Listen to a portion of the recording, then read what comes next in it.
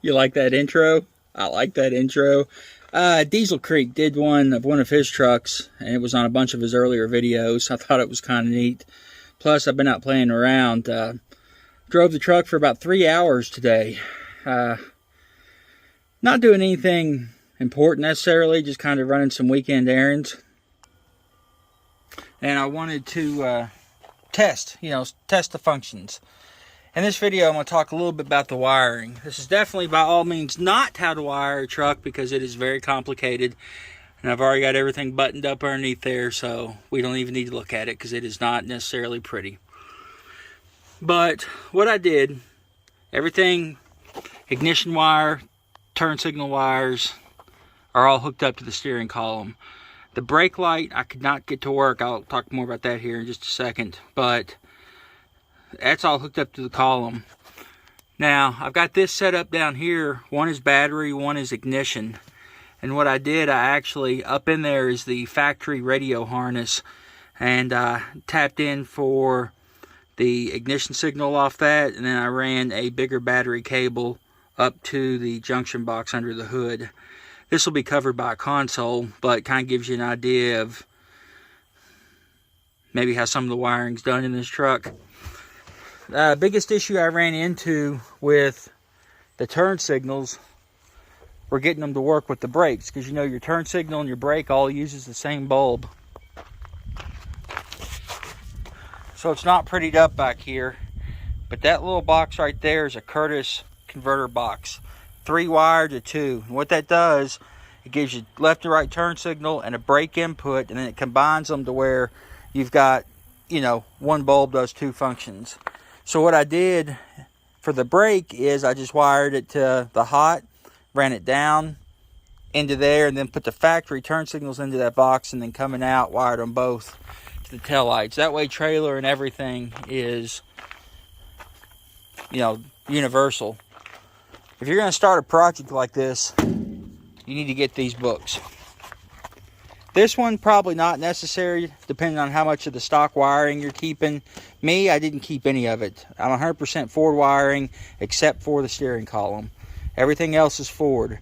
What that means, if I have an issue, I can take this to a Ford dealership, and they can troubleshoot it just like they would normal.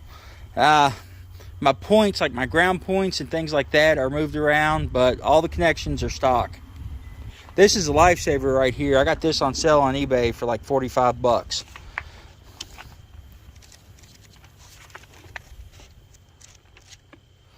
It's got all the fuses and relays and what everything is.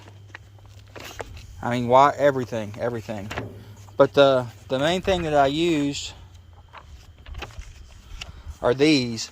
These are connector views. Every connector, this one's for the warning buzzer, for example. It tells you what all the wires are. I needed to get ignition signal for something. I forgot what it was, and I actually pulled it off this connector because I'm not using it. So it says right here, pin number 7, voltage supplied in start and run, overload protected.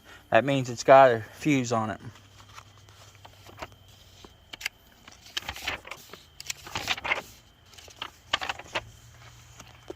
But it's every connectors in this book.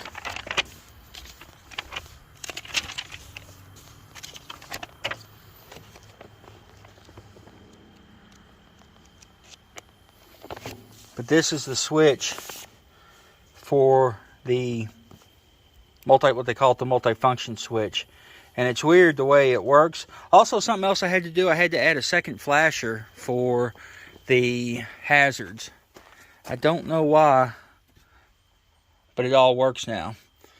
Turn signals obviously work. The lights were another thing. And all I did was cut the factory pigtail on the Chevy, because it's on the column when it's up here. Put spade connectors on them and plug them into the Ford OEM headlight. Blower motor.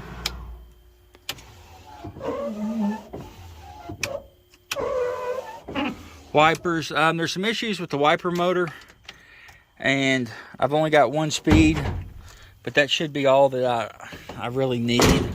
Rain doesn't bother me. If it's real bad, I'll just pull over.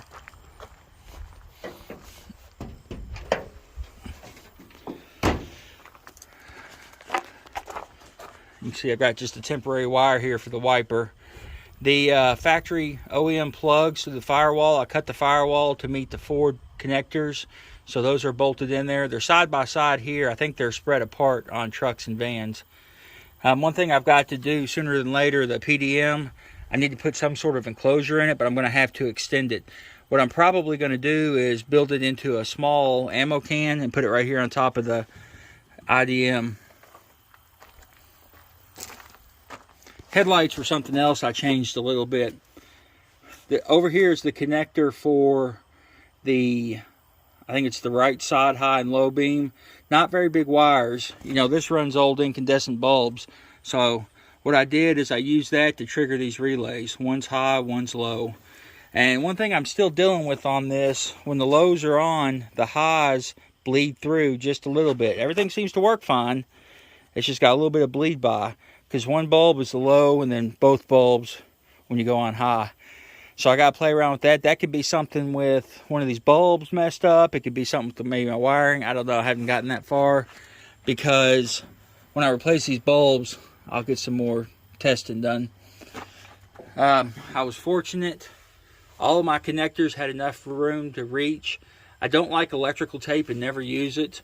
Like these harnesses right here that I've wrapped, they're actually wrapped in a cloth tape. It keeps the wires together but doesn't leave a sticky mess.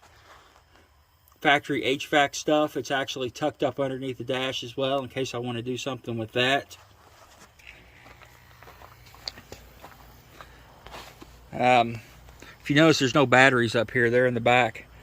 But that main cable comes up through the frame to right there, and that supplies everything.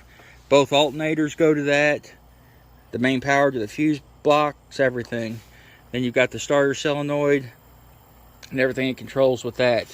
Everything on the engine was all left stock. But with this being a ambulance, you know, it had multiple batteries, and I keep them back in the toolbox. 2 Group 31s. And that main battery cable is bigger than my thumb that goes up to the front, so it should more than handle anything I need to put onto it. Well, like I say, I just kind of want to do a quick overview of the electrical of putting a Chevy body on a Ford chassis with a Powerstroke engine and kind of show you what I had going on. So, like I say, the books are definite. You must get them. Everything else is just wish for the luck and hope you're good with wiring. You guys be good and be safe, and we'll catch you next time.